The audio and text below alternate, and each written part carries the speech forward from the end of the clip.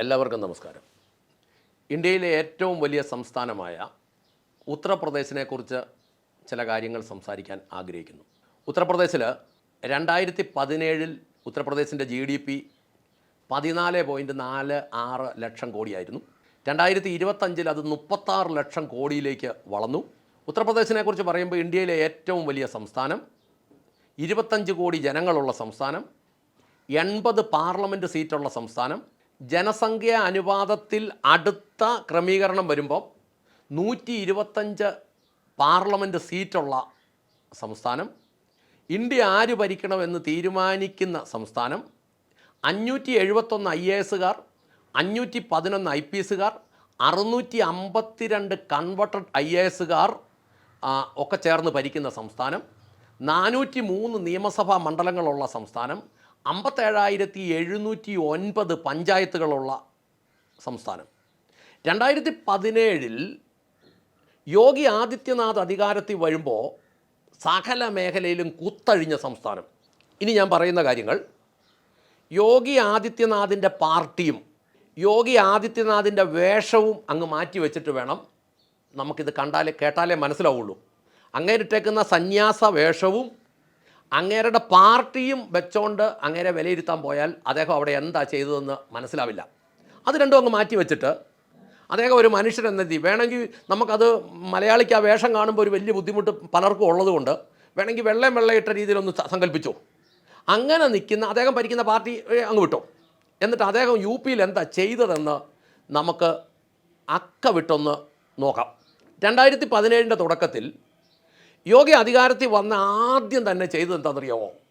ഈ അഴിമതി അവിശ്വദ്ധ കൂട്ടുകെട്ടുള്ള ഉദ്യോഗസ്ഥന്മാരെ എല്ലാം എടുത്ത് തലങ്ങും ബലങ്ങും അങ്ങ് സ്ഥലം മാറ്റി. എന്ന് പറഞ്ഞാൽ അതിൻ്റെ ഏറ്റവും തെക്കേ അറ്റത്ത് കിടന്ന ഉദ്യോഗസ്ഥനെ ഏറ്റവും വടക്കേ അറ്റത്തേക്ക് ഇട്ടു, വടക്കേ അറ്റത്ത് കിടന്നവനെ തെക്കേ അറ്റത്തേക്ക് ഇട്ടു. അങ്ങനെ അങ്ങോട്ടും ഇങ്ങോട്ടും എല്ലാം ഷഫിൾ ചെയ്ത് അഴിമതിക്കാരായ ഉദ്യോഗസ്ഥന്മാരെ എല്ലാം തലങ്ങും ബലങ്ങും അങ്ങ് ട്രാൻസ്ഫർ ചെയ്തു.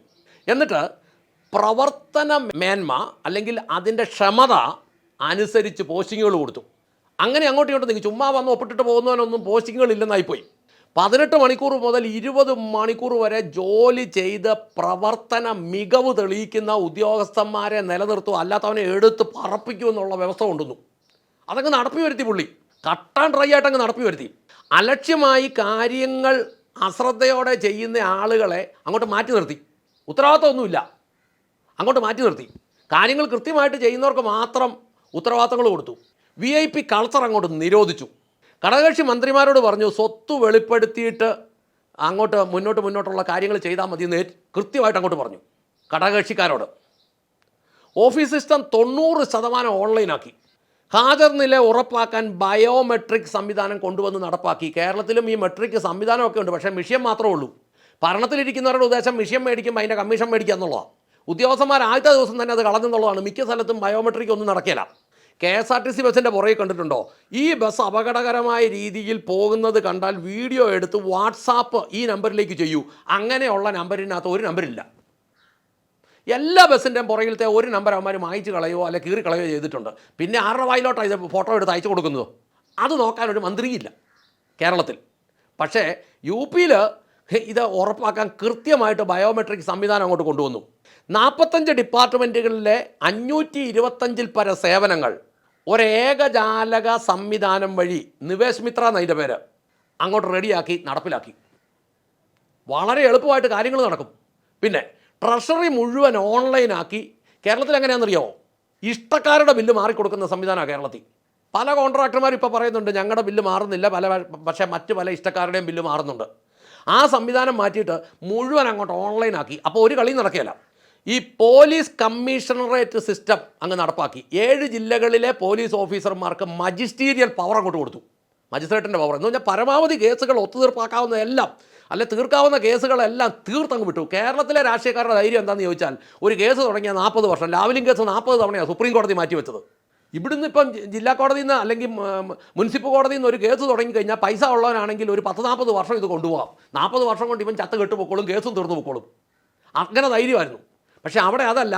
അവിടെ അങ്ങോട്ട് 7 ജില്ലകളിലെ പോലീസ് ഓഫീസേഴ്സിന് മജിസ്ട്രേറിയൽ പവർ അങ്ങോട്ട് കൊടുത്തു. മജിസ്റ്റീരിയൽ പവർ അങ്ങോട്ട് കൊടുത്തിട്ട് പറഞ്ഞു കേസുകൾ അവിടെ തന്നെ തീർക്കാൻ പറഞ്ഞു.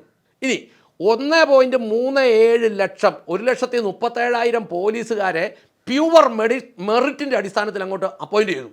അന്നേരം അത് ഇവിടെ കാണിക്കുന്ന പാർട്ടിക്കാരെ തിരികെ കയറ്റല്ലേ ചെയ്തു. പ്യുവർ മെറിറ്റ് അടിസ്ഥാനത്തിൽ അങ്ങോട്ട് റിപ്പോർട്ട് ചെയ്തു. ഈ കഴിഞ്ഞ ദിവസം ഞാൻ ഫേസ്ബുക്കിൽ ഒരു വീഡിയോ കണ്ടു.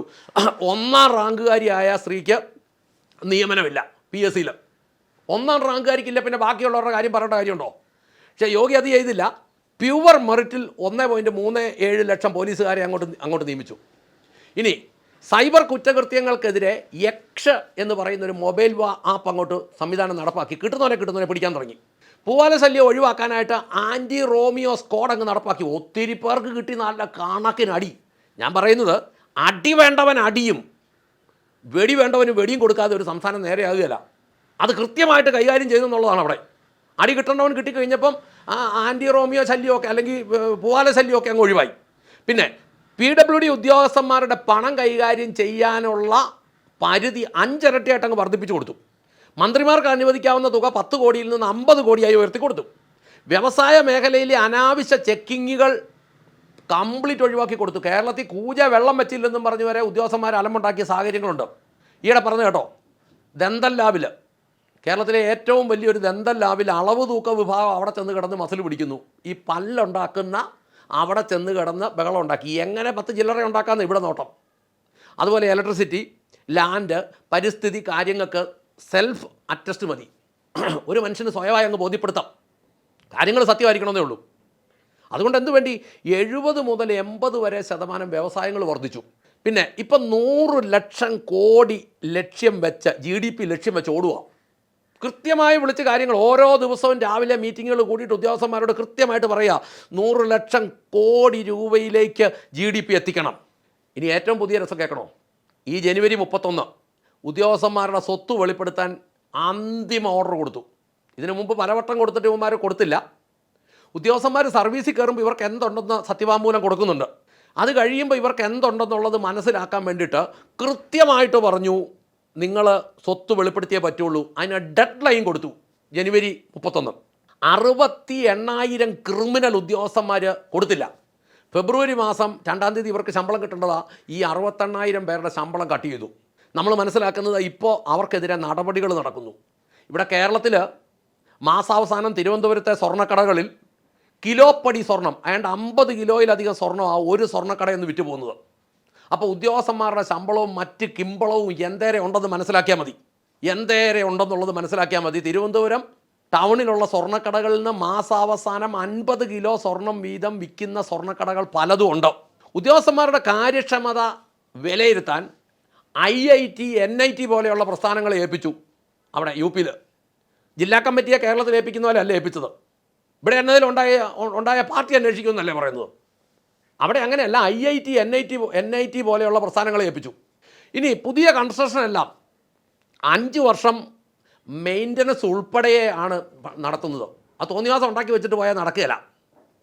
ഇനി ഭരണതടസ്സം മാറി പൊതുജനത്തിന് ഉപകാരമാകുന്ന വിധത്തിൽ ഉദ്യോഗസ്ഥന്മാരെ അങ്ങോട്ട് മാറ്റിക്കൊടുത്തു. അപ്പോൾ എന്നാ സംഭവിച്ചെന്നറിയാമോ? ഈ കുത്തഴിഞ്ഞു കിടന്ന UP ഈ 17 മുതലുള്ള പരിഷ്കാരങ്ങൾ ഇങ്ങോട്ട് കൃത്യമായിട്ട് വന്നപ്പോൾ ഇപ്പം സുഗമമായ ഒരു രീതിയിലേക്ക് കാര്യങ്ങളെത്തി. നമ്മൾ ഈ UP എന്ന് കേൾക്കുമ്പം ഇദ്ദേഹത്തിൻ്റെ കാവി ഡ്രസ്സും ഇദ്ദേഹം ഭരിക്കുന്ന പാർട്ടിയും മാത്രം ഓർക്കുന്നത് കൊണ്ടാണ് നമുക്കിതൊന്നും കാണാൻ പറ്റാതെ വരുന്നത്. അതേസമയത്ത് അത് രണ്ടും അങ്ങോട്ട് മാറ്റി നിർത്തി ചെയ്ത കാര്യങ്ങൾ കട്ട് ആൻഡ് ട്രൈ ആണ് എന്ന് മനസ്സിലാക്കിയാൽ അതിൻ്റെ ഗുണം എന്താണെന്ന് ചോദിച്ചാൽ പറഞ്ഞു തുടങ്ങിയെടുത്ത് തന്നെ പറയാം. 2017 ഇദ്ദേഹം അധികാരത്തിൽ കയറുമ്പോൾ 14.46 ലക്ഷം കോടിയായിരുന്നു GDP. ഇപ്പോൾ ആ GDP 2025 കണക്കനുസരിച്ച് 36 ലക്ഷം കോടിയിലേക്ക് എത്തിച്ചു. അത് 100 ലക്ഷം കോടിയിലേക്ക് വരത്തക്ക രീതിയിൽ ലക്ഷ്യം വെച്ച് ഓടുക. ഇതല്ലേ ഭരണം? ഇതായിരിക്കണ്ടേ ഭരണം? ഇതിനകത്ത് അദ്ദേഹത്തിൻ്റെ വേഷവും അദ്ദേഹമായിരിക്കുന്ന പാർട്ടിയും ഒഴിച്ചിട്ട് കാണാൻ പറ്റിയാൽ നമ്മൾ നല്ലതാണെന്ന് തന്നെ കാണണം. നമുക്കും അങ്ങനെ ഒരു സാഹചര്യങ്ങൾ, നല്ലൊരു നേതാവ് നല്ല രീതിയിൽ കാര്യങ്ങൾ ക്രമീകരിച്ച് കൊണ്ടുവരും എന്ന് വളരെ പ്രത്യാശയോടെ ആഗ്രഹിച്ചുകൊണ്ട് നിർത്തട്ടെ. നന്ദി, നമസ്കാരം.